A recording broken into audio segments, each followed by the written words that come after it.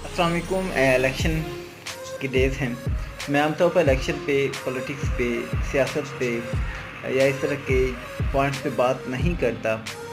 Publicly बात नहीं करते। वैसे हर इंसान की एक अपना मंशूर है, लेकिन मैं एक बात लाजमी कहना चाहूँगा कि अगर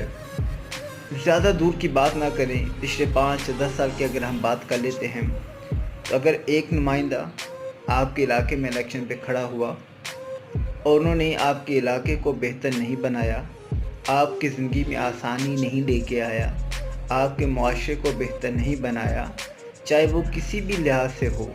और अभी वो नुमाइंदा दोबारा आपके इलाके में आया और आप उन्हीं के साथ दोबारा खड़े हो गए, तो आपसे बड़ा मुनाफिक कोई नहीं।